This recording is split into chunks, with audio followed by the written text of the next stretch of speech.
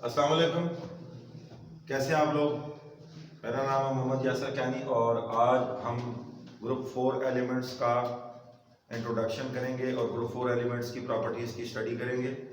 So let's start.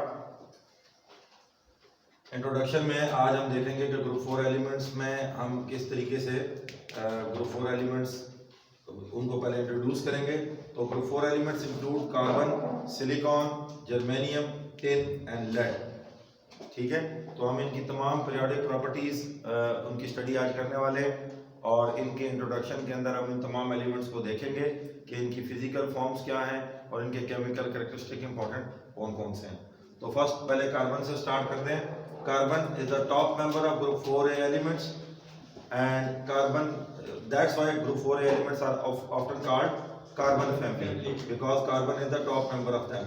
ठीक है, उसके बाद next germanium, silicon, germanium, tin और लेड आते हैं इसके अंदर। तो कार्बन जो है बुनियादी तौर पर ये डल ब्लैक फॉर्म है। ठीक है, अगर इसे आप ग्रेफाइट के अंदर देखें, there are 3 allotropes of carbon. One is the graphite, second is the diamond and third is the fullerene और बकी बॉल्स। ठीक है, जो लेटर ऑन डिस्कवर हुई है।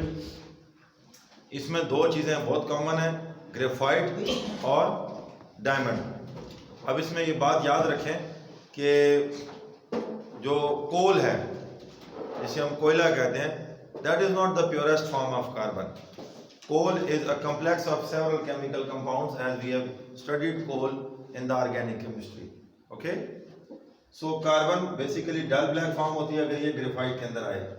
उसके बाद ये इसकी अपीयरेंस है कार्बन की।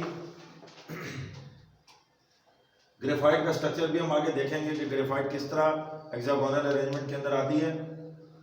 Hardest form of the carbon is the diamond. Diamond ना सिर्फ कार्बन की हार्डेस्ट फॉर्म है बल्कि it is the hardest substance ever exist in the world.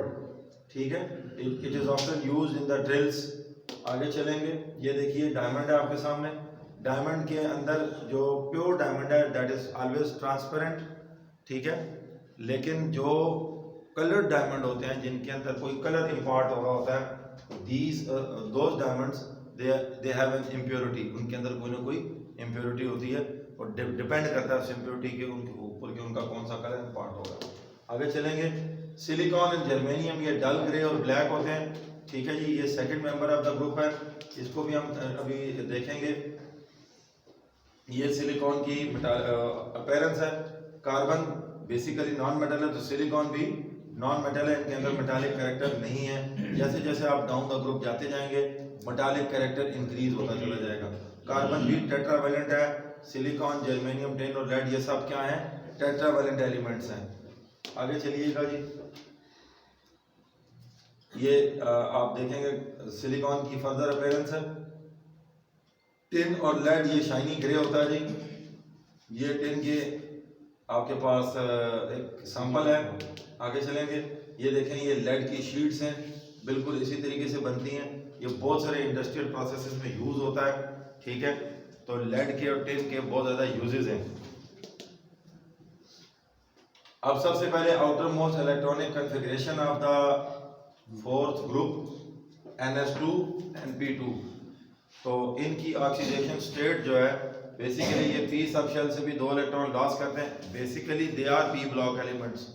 ठीक है, इनका p सब शेल अंडर ट्रांजिशन होता है, बट ये 2 इलेक्ट्रॉन p से लॉस करते हैं, 2n से लॉस करते हैं, तो इनमें +4 ऑक्सीडेशन स्टेट भी पाई जाती है। जैसे कार्बन के अंदर +4 है, कार्बोनियम आयन।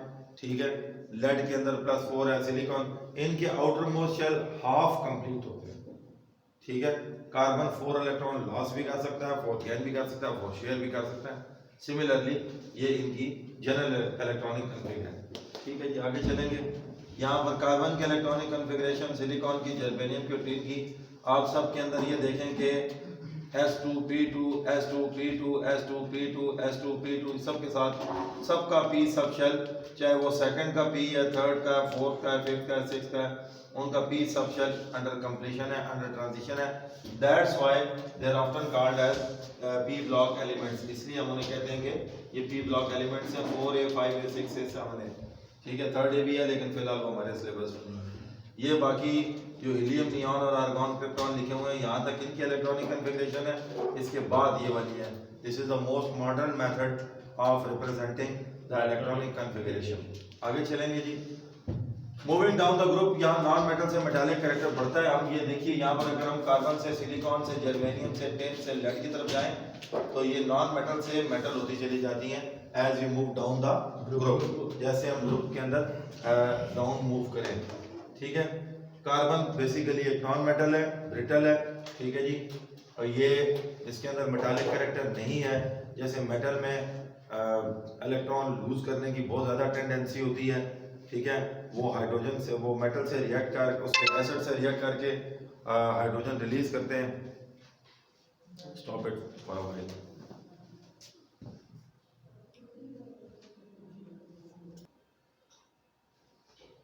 अच्छा जी, कार्बन बुनियादी तौर पर एक नॉन मेटल है, इसमें मेटालिक कैरेक्टर नहीं है, ना तो केमिकली मेटालिक कैरेक्टर है और ना ही फिजिकली मेटालिक कैरेक्टर है, क्योंकि टॉप मोस्ट मेंबर है। ठीक है, उसके बाद आगे चलेंगे। Silicon and germanium. Silicon and germanium basically these are metalloids. Metalloid वो होते हैं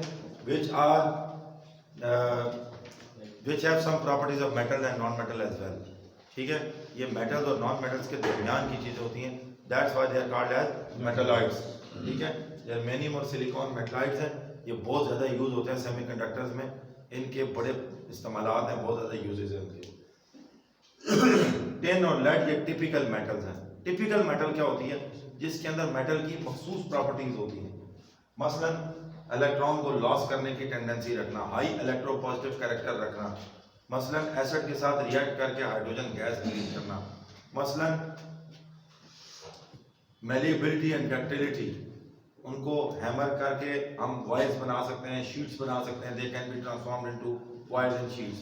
फिर फ्री इलेक्ट्रॉन्स रखना, फिर थर्मल और इलेक्ट्रिक कंडक्टर होना, ये सारे के सारे टिपिकल मेटालिक कैरेक्टर है, मतलब मेटल की मखसूस प्रॉपर्टी है ये।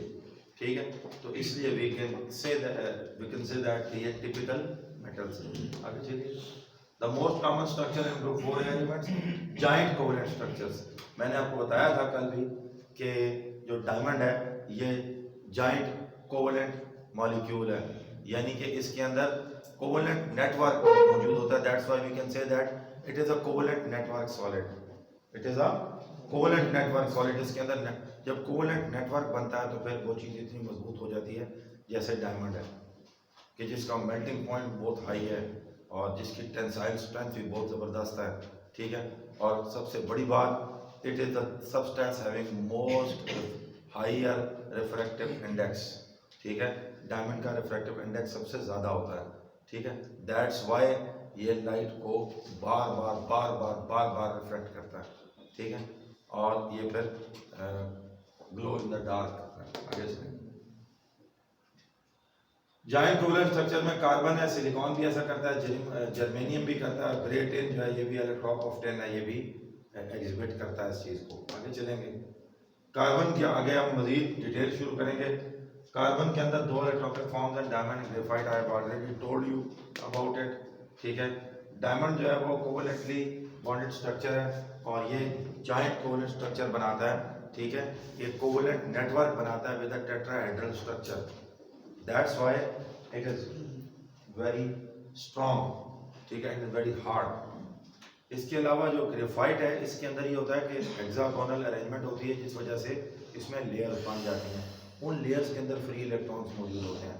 That's why graphite non metal होते हुए भी, ग्रेफाइट नॉन मेटल होते हुए भी मेटल की एक प्रॉपर्टी शो करता है which is called as electrical conductance.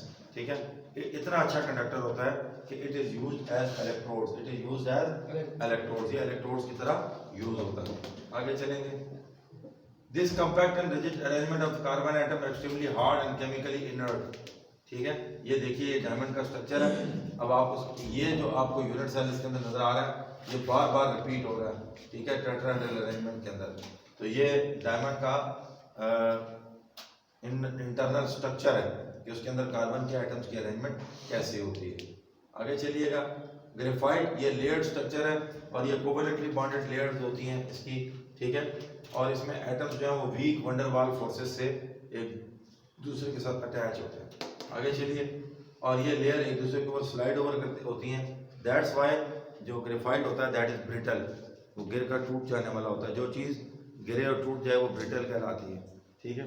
और फिर ये सॉफ्ट, इसकी इस लेयर्स की वजह से इसके अंदर सॉफ्टनेस होती है, और जैसे मैंने आपको कल भी बताया था कि it is use as a dry lubricant, ये ड्राई लुब्रिकेंट के तौर पे यूज होता है। आगे चलेंगे, ये देखिए ये ग्रेफाइट के लेयर्स है। यहाँ पर आपको ग्रेफाइट नजर आ रहा है हेक्सागोनल अरेंजमेंट में, ठीक है मुइज। यहाँ पर हमें कैसे नजर आ रहा है, ये 1 2 3 4 5 6, ये हेक्सागोनल अरेंजमेंट है। ये हेक्सागोन्स आपस में एक दूसरे के साथ क्या है, बाइंडेड है। इसी तरह नीचे भी ये लेयर्स हैं। अब इन लेयर्स के बीच जो इन एटमों के कम्बिनेशन से जो बचे हुए एक्स्ट्रा इलेक्ट्रॉन्स हैं, वो फ्री इलेक्ट्रॉन्स की सूरत में इन लेयर्स में एग्जिस्ट करते हैं। और डायमंड में चूंकि इलेक्ट्रॉन टेट्राहेड्रल अरेंजमेंट की वजह से बचते ही नहीं। दैट्स व्हाई डायमंड कार्बन की प्योर फॉर्म होने के बावजूद, वो भी कार्बन से ही बना होता है, लेकिन वो इलेक्ट्रिक कंडक्टेंस नहीं करता, जबकि यहाँ इलेक्ट्रिकल कंडक्टेंस होती है। Is that clear? आगे चलिए, सिलिकॉन एंड जर्मेनियम, इनके अंदर भी नेटवर्क लैटिस होते हैं और atoms are covalently bonded to one another. Atoms में कोवेलेंट बॉन्ड होता है। आगे चलेंगे, टिन के 2 इलेक्ट्रॉन्स हैं, white tin and grey tin, ये हम आगे देखेंगे, ठीक है। और व्हाइट टिन की स्टेबल फॉर्म है, मेटालिक लैटिस स्ट्रक्चर है। क्योंकि टिन और लेड टिपिकल मेटल्स हैं, लिहाजा इनकी अरेंजमेंट बिल्कुल उसी तरह होती है जिस तरह मेटल्स के अंदर एटम्स की अरेंजमेंट होती है। आगे चलिए जी, जो टिन और लेड है, इसमें व्हाइट टिन ये इलेक्ट्रिसिटी कंडक्ट करता है बिकॉज इट्स अ मेटल।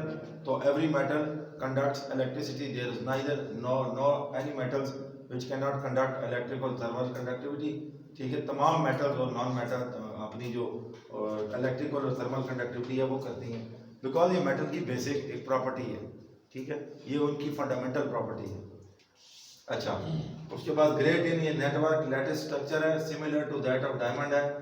यहाँ पर जब इस तरह की चीज़ आती है कि कोई चीज़ मेटालिक स्ट्रक्चर होती हुए डिफरेंट अरेंजमेंट में आ जाए, तो अगर वो उसके अंदर फ्री इलेक्ट्रॉन बचे ही नहीं है, ठीक है, वो इस तरह अरेंज हुए कि फ्री इलेक्ट्रॉन बचे नहीं है, तो दैट्स वाई ये मुमकिन है कि वो इलेक्ट्रिकल कंडक्टेंस कम करे या ना कर सके। क्योंकि इलेक्ट्रिकल कंडक्टेंस के लिए क्या चीज़ चाहिए, फ्री इलेक्ट्रॉन। फ्री इलेक्ट्रॉन अगर किसी में अवेलेबल नहीं है, मौजूद है लेकिन अवेलेबल नहीं है, ठीक है, मूव नहीं कर सकते, ठीक है, बाइंड हो गए सारे, तो फिर वो चीज़ इलेक्ट्रिसिटी की या बैड कंडक्टर बन जाएगी या नॉन कंडक्टर हो जाएगी। इसीलिए व्हाइट टिन आपने देखा वो इलेक्ट्रिक कंडक्टर और ग्रे टिन पुअर कंडक्टर है। लेड टिपिकल मेटालिक लैटिस है, atoms are held together by metallic bonding. ये मेटालिक बॉन्डिंग क्या होती है? मेटालिक बॉन्डिंग ये होती है कि जब मेटल के अंदर एटम्स आपस में करीब करीब आते हैं due to van der Waals forces, तो उनके आपस में जो एक्स्ट्रा शेल्स हैं या फाइनल जो उसके लास्ट शेल्स हैं या बैलेंस शेल्स हैं, वो आपस में शेयर होते हैं, और एक मेटल के एटम का न्यूक्लियाई दूसरे मेटल के एटम के इलेक्ट्रॉनिक क्लाउड को अपनी तरफ अट्रैक्ट करता है। इस तरह मेटल के अंदर न्यूक्लियाई और दरमियान में इलेक्ट्रॉन सी होता है या इलेक्ट्रॉनिक क्लाउड होता है।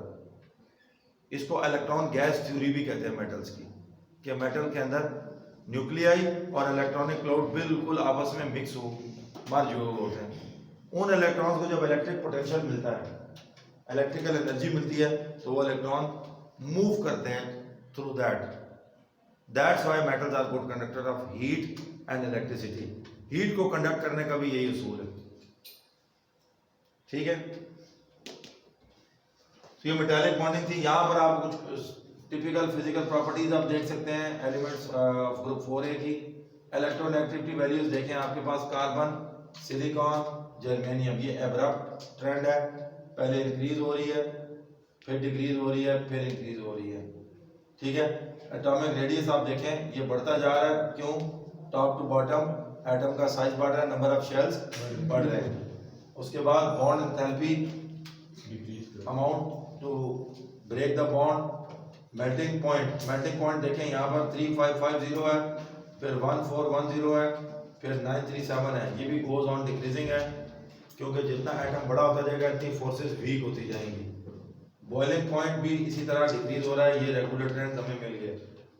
Enthalpy of atomization it is the amount of energy required to atomize a substance.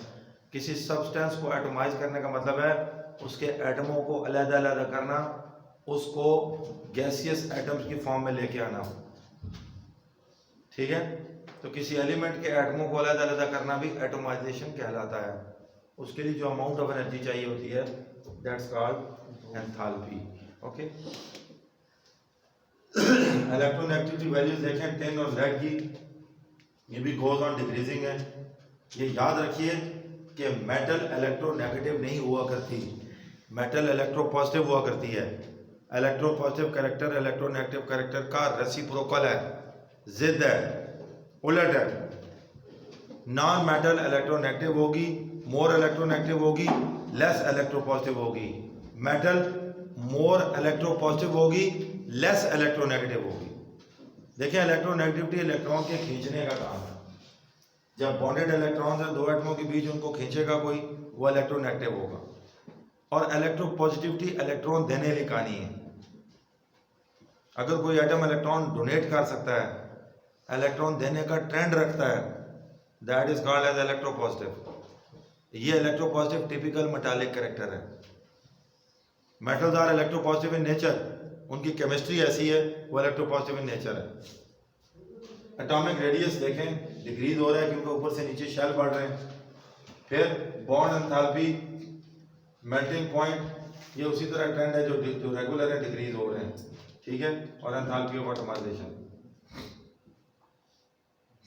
ये देखें मेल्टिंग पॉइंट एक रेगुलर ट्रेंड के तहत डिक्रीज हो रहा है। ये आपके पास कार्बन का है, देखिए ये सिलिकॉन का है, जर्मेनियम, टिन और लेड। अगर आप इसको वाई एक्सिस पे मैच करें तो ये रेंज आपको नजर आ रही है, जो टेम्परेचर की रेंज है। आगे चलिए,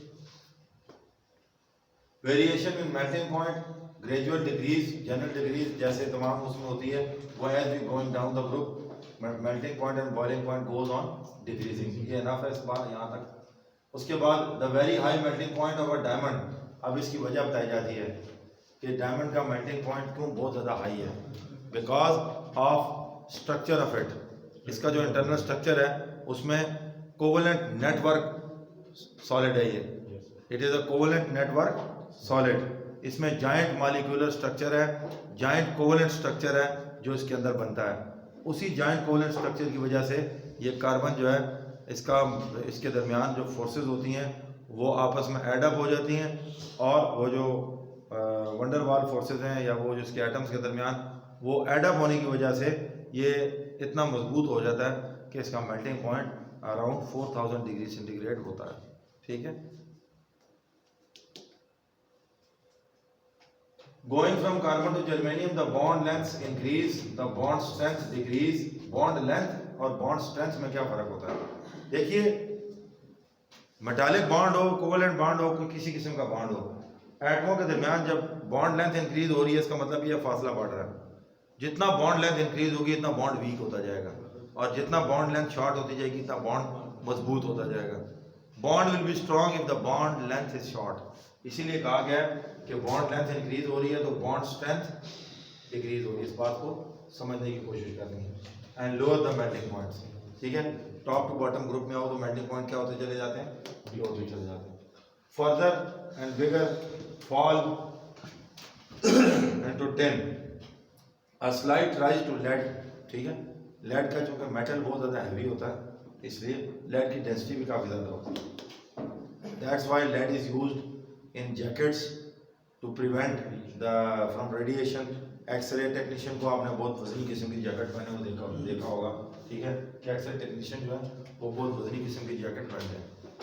तो ये लेड शील्डिंग जो होती है ये आपको बचाती है रेडियो एक्टिव इफेक्ट से। जो लोग रेडियो एक्टिव एलिमेंट्स के साथ काम कर रहे होते हैं लैब में, उनके लिए ये लेड शील्डिंग बहुत ज़रूरी होती है। तो अपनी हाई डेंसिटी की वजह से लेड यूज़ होता है to stop the penetration of radiation. Tin and lead only 2 of 4 valence electrons are delocalized. ये डीलोकलाइज्ड चीज़ क्या होती है, ठीक है, जब इलेक्ट्रॉन्स जो हैं हाई एनर्जी ऑर्बिट में होते हैं, ठीक है, they are said to be delocalized. Localize का मतलब होता है जब वो बाउंड हो जाए या जब वो सिग्मा बॉन्ड के अंदर हो, ठीक है, तो वो लोकलाइज होते हैं। तो डीलोकलाइज ऐसा इलेक्ट्रॉन जो एटम के न्यूक्लियस से थोड़ा दूर हो और फिर वो कहीं भी जा सकता हो, वो डीलोकलाइज इलेक्ट्रॉन होता है। उसी की वजह से मेटालिक बॉन्ड बनता है, यानी आउटर मोस्ट शेल का electron of one atom and the nucleus of the neighbouring atom, ये तभी होगा कि जब वो इलेक्ट्रॉन डीलोकलाइज होगा। लोकलाइज होगा तो अपने न्यूक्लियस से परे हट नहीं सकेगा। अनयूजुअली लो मेल्टिंग पॉइंट्स, ठीक है, लेड के अंदर, जबकि बाकी मेटल्स के मेल्टिंग पॉइंट थोड़े से ज्यादा होते हैं। ये देखें यहाँ बॉइलिंग पॉइंट वेरिएशन है। आगे चलेंगे। The general trend and explanation similar to those of melting points. Germanium abnormally high boiling point changes into partial metallic structure and 4 valence electrons are participle। आपको पता है जर्मेनियम और सिलिकॉन को हम dope करते हैं with the pentavalent and trivalent impurities।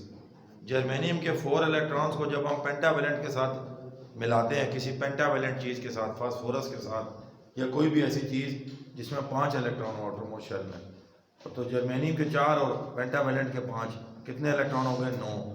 तो octet rule के लिए 8 इलेक्ट्रॉन चाहिए होते हैं, 1 इलेक्ट्रॉन बच जाता है, तो वो चीज़ एन टाइप मटेरियल बन जाती है। क्या बन जाती है? N type material. इसी तरह जो पी टाइप मटेरियल बनता है वो इस तरह बनता है जब हम जर्मेनियम को मिक्स करते हैं किसी ट्राइवेलेंट इम्प्योरिटी के साथ, जैसे एल्यूमिनियम है। एल्यूमिनियम ट्राइवेलेंट इम्प्योरिटी है, 3 इलेक्ट्रॉन एल्यूमिनियम के, 4 इलेक्ट्रॉन जर्मेनियम के मुर्तज़ा। तो फिर जर्मेनियम और एल्यूमिनियम मिलकर जब 7 इलेक्ट्रॉन बनाएंगे तो 1 इलेक्ट्रॉन की कमी आती है इसमें, जो एक्ट करता है एज अ पॉजिटिव चार्ज, और हम इसे पी टाइप मटेरियल कहते हैं। तो ये इन मेटल्स का, नॉन मेटल्स का आपस में मिक्सिंग जो है, ठीक है, यानी कि एक ट्राइवेलेंट सब्सटेंस को एक टेट्रावेलेंट सब्सटेंस के साथ मिक्स करना या एक पेंटावेलेंट को एक टेट्रावेलेंट के साथ मिक्स करना, दिस इज कॉल्ड है डोपिंग। इसे हम क्या कहते हैं? तो जर्मेनियम के क्रिस्टल को जब हम एल्यूमिनियम के साथ डोप करते हैं या जर्मेनियम के क्रिस्टल को जब हम फास्फोरस के साथ डोप करते हैं तो इससे एन टाइप और पी टाइप सब्सटेंस बनते हैं, which are semiconductors, which are used in diodes. आज आपकी इलेक्ट्रॉनिक्स की कोई चीज़ ऐसी नहीं है जिसमें डायोड्स इस्तेमाल ना होते हो, बल्कि अब जो आप एलईडीज कहते हैं, लाइट इमिटिंग डायोड्स, ये भी डायोड है। एलसीडी का दौर ख़त्म हो गया, अभी एलईडी है, ठीक है। तो वो एलईडीज जो हैं आपकी गाड़ियों के अंदर हैं, आपकी लाइट्स के अंदर हैं, आपकी जो टेलीविज़न स्क्रीन्स हैं, they are made up of LEDs. तो डायोड्स हर चीज़ के अंदर हैं, ठीक है। तो ये इन्हीं 2 चीज़ों से बना है, क्योंकि ये चीज़ें जो हैं वो हाई टेम्परेचर के ऊपर काम करने के काबिल बनाती हैं कंप्यूटर को। देखें, सेमीकंडक्टर हमेशा ऐसी चीज़ होती है जो बहुत हाई टेम्परेचर पे अच्छी कंडक्टिविटी करे और लो टेम्परेचर पे बैड कंडक्टर हो। कंडक्टर और सेमीकंडक्टर में ये फ़र्क होता है, हम कभी इस पे बहस करेंगे इंशाल्लाह। आगे चलें। क्लोराइड्स, अब इनके क्लोराइड्स कौन से होते हैं? अब आप क्लोराइड्स की जब बात करेंगे तो ग्रुप 4 एलिमेंट्स के तमाम चीज़ों के क्लोराइड्स होंगे, ठीक है। अब उसमें कार्बन, सिलिकॉन, जर्मेनियम, टिन और लेड, इन सब के हैं। तो आपके पास डाई क्लोराइड्स बनते हैं MCl2, टेट्रा क्लोराइड बनते हैं MCl4। अब जैसे कार्बन टेट्रा क्लोराइड बनता है CCl4, ठीक है। ये अमूमन मीथेन के साथ क्लोरीन के रिएक्शन के नतीजे में बनता है, एंड प्रोडक्ट ये बनती है MCl4, ठीक है। तो या तो ये MCl2 बनाएंगे या MCl4, यानी या P का 2 इलेक्ट्रॉन जाएंगे या S के भी 2 जाएंगे, तो टोटल 4 इलेक्ट्रॉन जाएंगे। तो जब 4 इलेक्ट्रॉन शेयर करेगा तो ये बनाएगा, जब 2 इलेक्ट्रॉन शेयर करेगा तो डाई क्लोराइड, डाई और टेट्रा क्लोराइड बनते हैं। ये आपने ज़हन नशीन करनी है बात। आगे चलेंगे। ग्रुप 4 एलिमेंट्स में show a trend of dissimilarity, ये डिसिमिलरिटी का ट्रेंड शो करते हैं, ठीक है। मतलब क्लोराइड्स के मामले में ये कोई सिमिलर है और कोई डिसिमिलर है, एब्रप्ट है। आगे चलेंगे। Going down the group increasing the tendency to form dichlorides, ऊपर से नीचे आए तो डाइक्लोराइड्स की टेंडेंसी बढ़ती है। अब ऊपर कार्बन टेट्राक्लोराइड है, सिलिकॉन, जर्मेनियम अब लेड है, FeBCl2 लेड डाइक्लोराइड बनता है, ठीक है। तो ये टेंडेंसी डाइक्लोराइड बनाने की ऊपर से नीचे बढ़ती है। All group 4 elements form tetrachlorides, carbon tetrachloride, silicon tetrachloride, क्योंकि प्रिंसिपली इनके आउटर मोस्ट शेल में 4 इलेक्ट्रॉन होते हैं और ये क्लोरीन के साथ 4 इलेक्ट्रॉन शेयर करके टेट्राक्लोराइड्स बनाते हैं, ठीक है। ऑल सिंपल कोवेलेंट मॉलिक्यूल देखें, कार्बन टेट्राक्लोराइड नॉन पोलर और सिंपल कोवेलेंट मॉलिक्यूल है और टेट्राहेड्रल शेप बनाते हैं। ये क्या बनाते हैं? Tetrahedral shape. Is that clear? Tetrahedral shape आपने देखी हुई है। ये देखें, ये मेटालिक या ग्रुप 4 एलिमेंट का कोई भी मेंबर है और ये उसके साथ इनके 4 क्लोराइड मौजूद हैं। ये सिंपली टेट्राक्लोराइड का एक स्ट्रक्चर है, इस तरह का स्ट्रक्चर बनाते हैं। Please, the bond formed by group 4 elements and chloride bonds, they are always covalent. covalent bond बनने की क्या वजह हो सकती है? देखें, क्लोरीन तो इलेक्ट्रोनेगेटिव ग्रुप से है, ग्रुप 7A से, तो कोवेलेंट बॉन्ड क्यों बन रहा है? मैं आपको उसकी वजह बताता हूं। बेटा, कोवेलेंट बॉन्ड तब बनता है जब इलेक्ट्रोनेगेटिविटी का डिफरेंस जो है वो 1.7 से कम हो। ये असूल याद रखें कि इलेक्ट्रोनेगेटिविटी डिफरेंस जब भी 1.7 से नीचे होगा बॉन्ड कोवेलेंट होगा। जब ये डिफरेंस 0 के करीब जाएगा बॉन्ड 100% कोवेलेंट होगा। जब ये डिफरेंस बढ़ता बढ़ता 1.7 के करीब आएगा तो मॉलिक्यूल में 50% कोवेलेंट कैरेक्टर आएगा और 50% आयोनिक कैरेक्टर आएगा। और जब ये डिफरेंस 1.7 से एक्सीड कर जाएगा तो then bond will be called as ionic, ठीक है। तो ये सारे के सारे कोवेलेंट हैं क्योंकि इनकी इलेक्ट्रोनेगेटिविटी के डिफरेंस जो हैं ग्रुप 7A से इतना ज़्यादा नहीं है। Substantial amount of ionic character, substantial amount of ionic character तब आता है जब आप नीचे आए, क्योंकि नीचे मेटालिक कैरेक्टर बढ़ जाता है तो मेटल्स के और नॉन मेटल्स के बीच इलेक्ट्रोनेगेटिविटी का फर्क भी बढ़ जाता है। तो जैसे नीचे आएंगे, अब लेड का क्लोराइड है, ये इसके अंदर मेटालिक कैरेक्टर आएगा, ठीक है। बेसिकली वो मेटालिक कैरेक्टर की वजह से आयनिक कैरेक्टर आएगा बॉन्ड में। जब कोवेलेंट बॉन्ड पोलर हो जाए ना, ये आयनिक कैरेक्टर है, क्योंकि आयनिक बॉन्ड में पोल्स होते हैं, बल्कि पॉजिटिव और नेगेटिव आयंस होते हैं। तो जब कोवेलेंट बॉन्ड में इलेक्ट्रोनेगेटिविटी का डिफरेंस आता है तो जो शेयर्ड पेयर ऑफ इलेक्ट्रॉन होता है वो that A moves more towards the electronegative atom, वो ज्यादा इलेक्ट्रोनेगेटिव एटम की तरफ ज्यादा चला जाता है, मोर शिफ्ट हो जाता है। तो when the bond pair shifts more towards the electronegative atom than that of electropositive atom, तो इलेक्ट्रॉन का जो पेयर है, बॉन्डेड पेयर है, जैसे ही वो किसी एक एटम की तरफ ज्यादा शिफ्ट होगा वहां पार्शियल नेगेटिव चार्ज आ जाएगा और दूसरे के ऊपर पार्शियल पॉजिटिव चार्ज आ जाएगा। इसको हम कहेंगे ये पोलर कोवेलेंट बॉन्ड है। जैसे पानी का कोवेलेंट बॉन्ड है H2O के अंदर पोलर है, क्योंकि ऑक्सीजन और हाइड्रोजन के बीच इलेक्ट्रोनेगेटिविटी का अच्छा खासा फर्क होता है, ठीक है। तो ये कोवेलेंट कैरेक्टर है कोवेलेंट को उसका बॉन्ड का। आगे चलेंगे।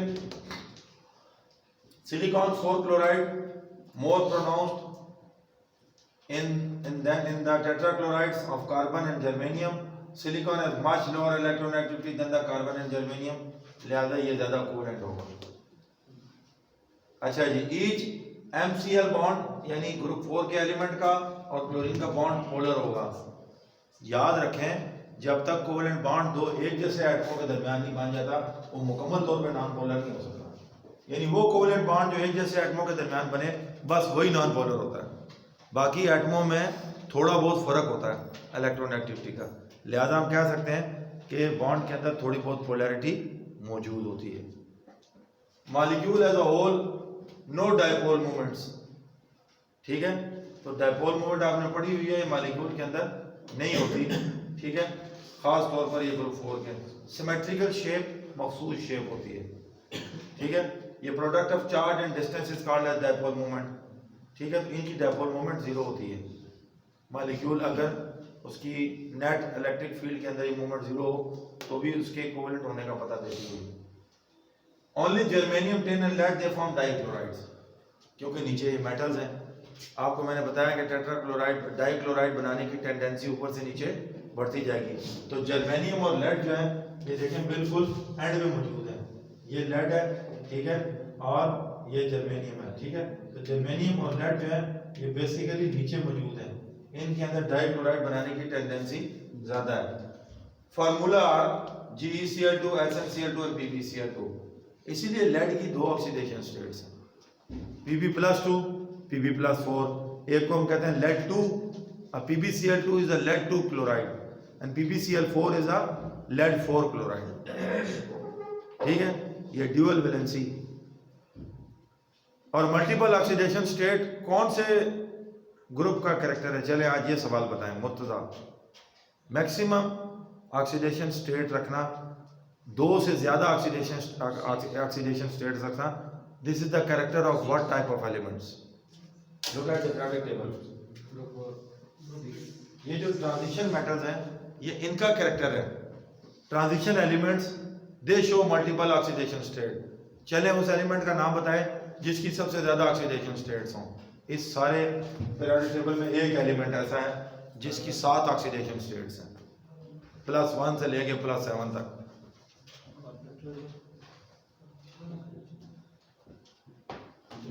मैंगनीज।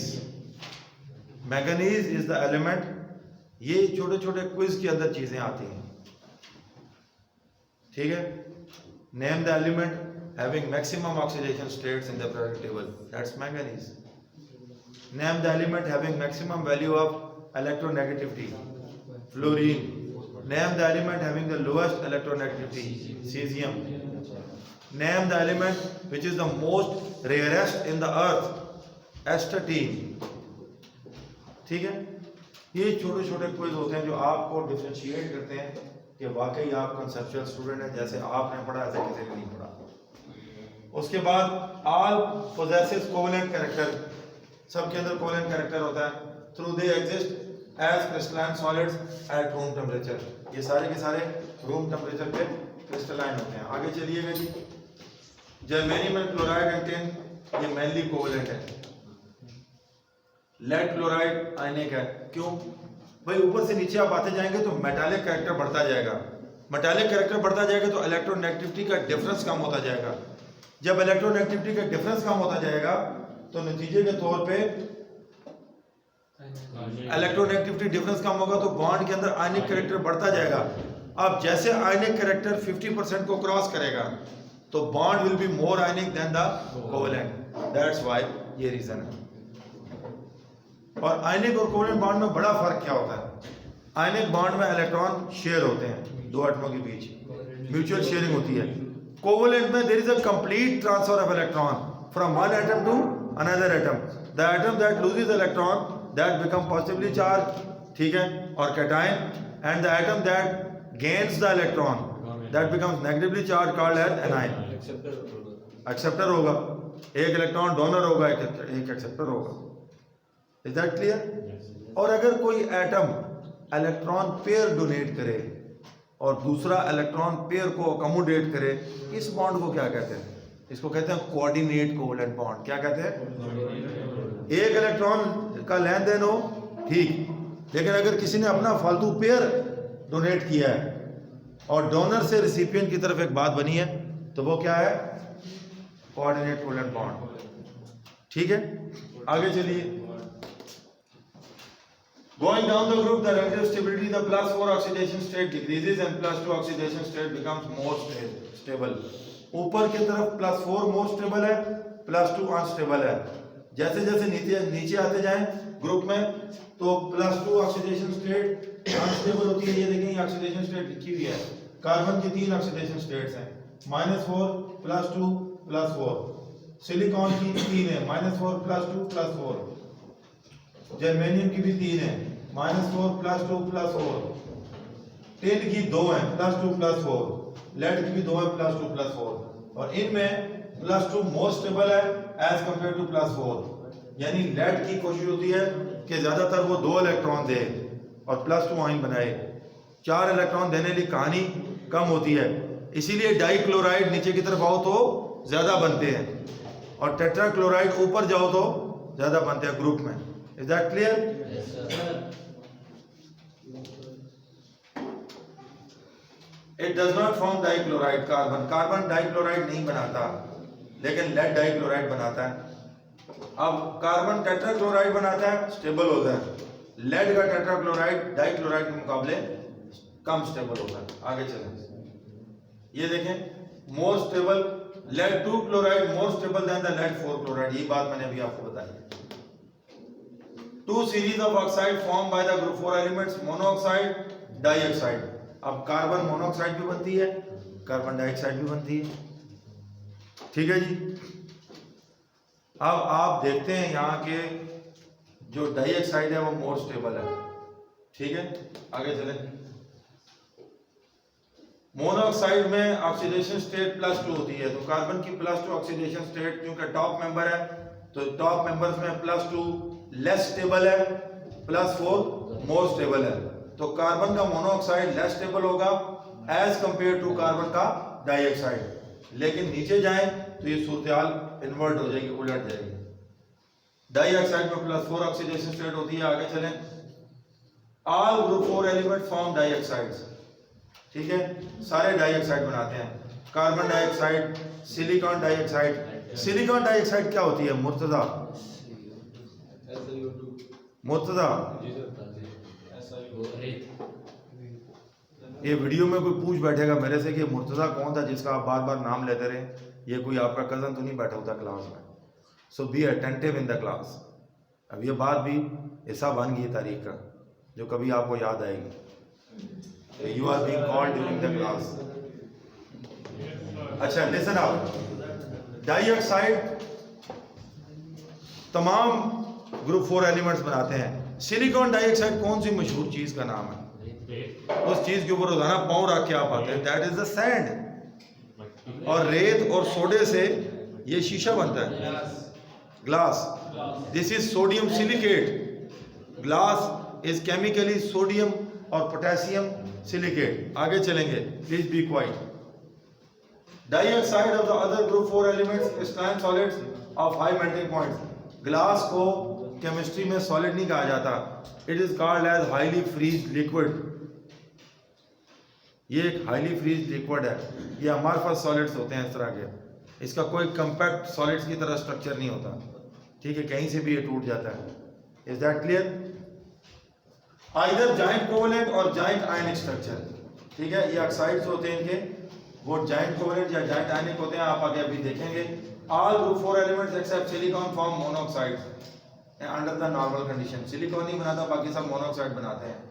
अब ऊपर मोनोऑक्साइड अनस्टेबल होते हैं, डाइऑक्साइड ज्यादा स्टेबल होते हैं। नीचे डाइऑक्साइड जो है वो अनस्टेबल होते हैं, मोनोऑक्साइड मोर स्टेबल होते हैं। आगे चलेंगे, कार्बन मोनोऑक्साइड मॉलिक्यूलर कंपाउंड है।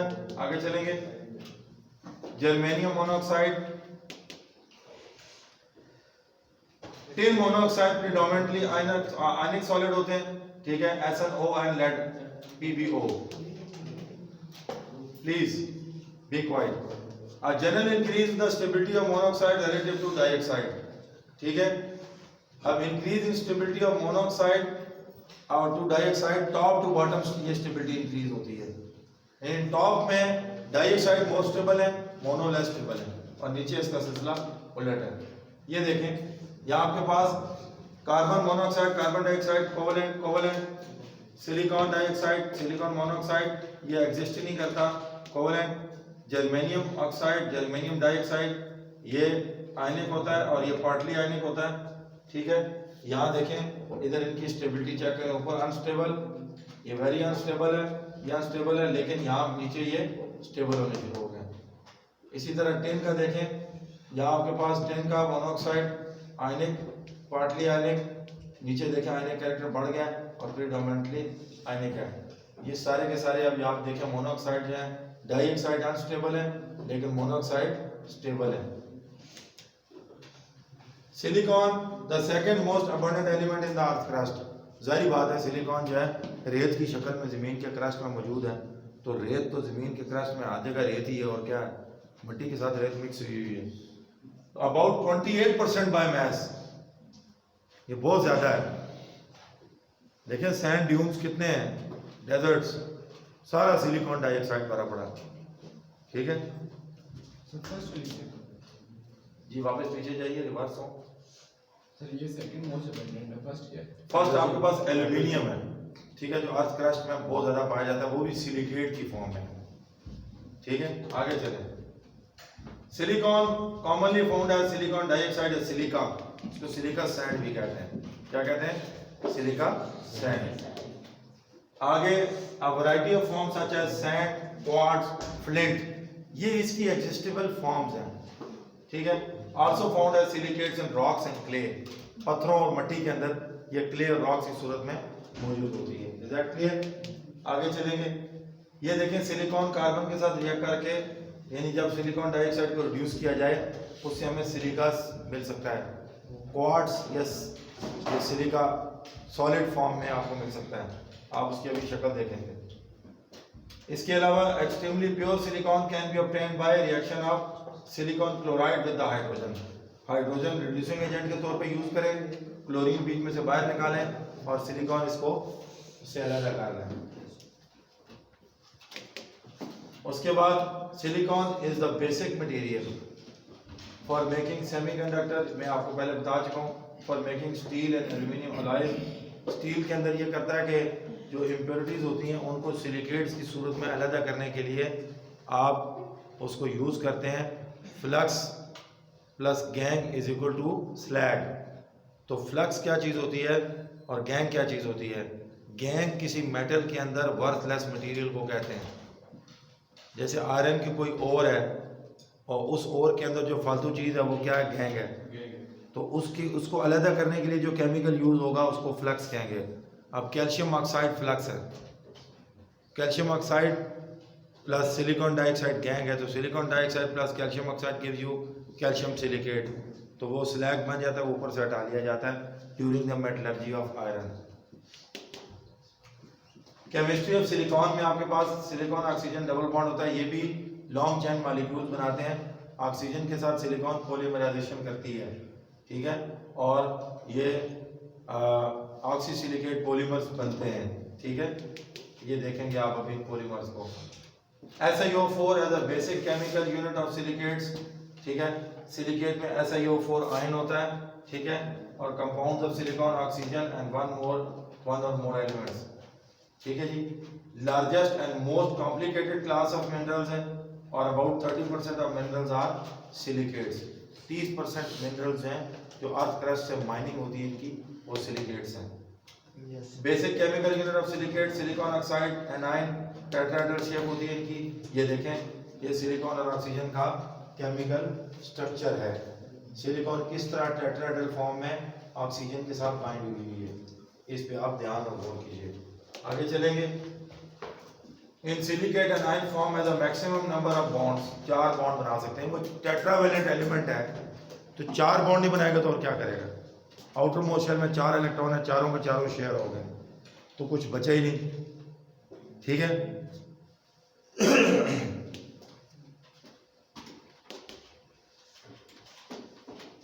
यहाँ आप टेट्राहेड्रॉन के कॉर्नर में 4 ऑक्सीजन के एटमों को देख सकते हैं, जैसा आपने डायग्राम में देखा, और एक सिंगल बॉन्ड बनता है और ये स्टेबल ऑक्टेट इलेक्ट्रॉनिक कन्फिगरेशन हासिल करता है।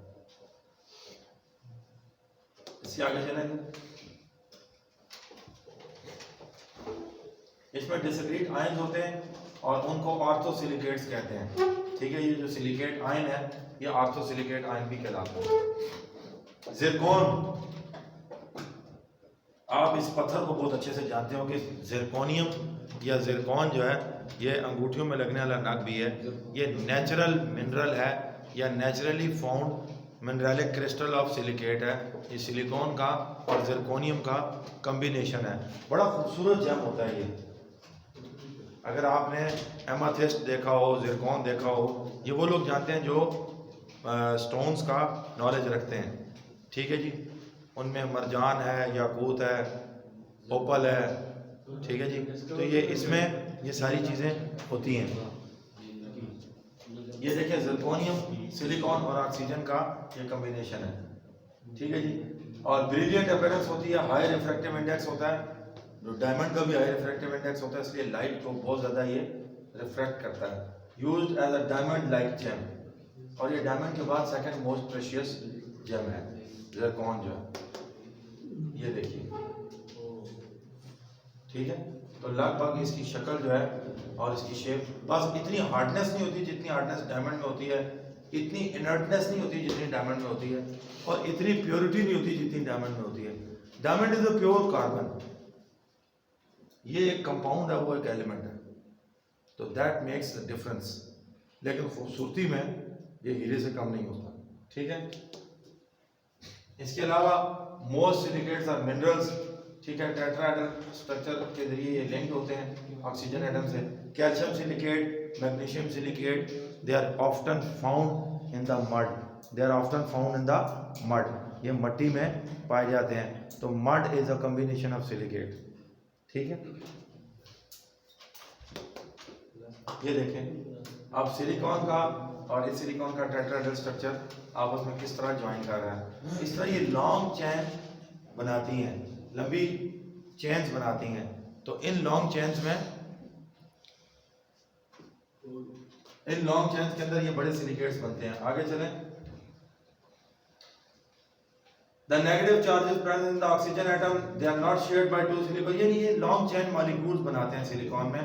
और ये अगर आप इसको मिथाइल के ग्रुप के साथ मिला लें तो they also form methyl silicon polymers, ठीक है। और सिलिकॉन अक्सर यूज भी होता है इन द बाइंडिंग सब्सटेंस, जैसे ये सिलिकॉन होती है, गम होती है सिलिकॉन की, ठीक है, जिसको आप इलेक्ट्रिक गन कहते हैं, ठीक है। तो उसमें भी आप इसको as a binding substance use करते हैं due to its chain formation ability to form chains. मुइज आप भी हिस्ट्री में शामिल हो गए, अपना नाम बुलवा दें, ठीक है। तो ये आगे चलेंगे हम मजीद। In some silicate minerals silicon tetrahedrals are linked to anions and long chain in the sheets, ये मैं आपको उन्हीं चेन्स के बारे में बता चुका हूँ। आगे चलेंगे जी। Two oxygen atom of and silicate ion tetrahedral shared with the other silicon, या आप अभी देख चुके हैं किस तरह ये रिंग्स बनाते हैं, किस तरह ये चेन्स बनाते हैं। ये देखें अब ये सिलिकॉन, ये SiO4 आयन है, ये SiO4 आयन है, ये SiO4 आयन है। ये देखें किस तरह ये आपस में चेन बना रहे हैं। I am receiving sound from this side. So look at that represents the tetrahedron structure of this, okay. Chain silicates को स्टीरियोकेमिकली इसको सिलिकेट आयन कहते हैं, ठीक है। ये stoichiometry of the silicate ion ये है कि इसके अंदर 2n माइनस इसकी वैलेंसी होती है और ये n इसके नंबर्स होते हैं जो पॉलीमराइज होता है, ठीक है जी।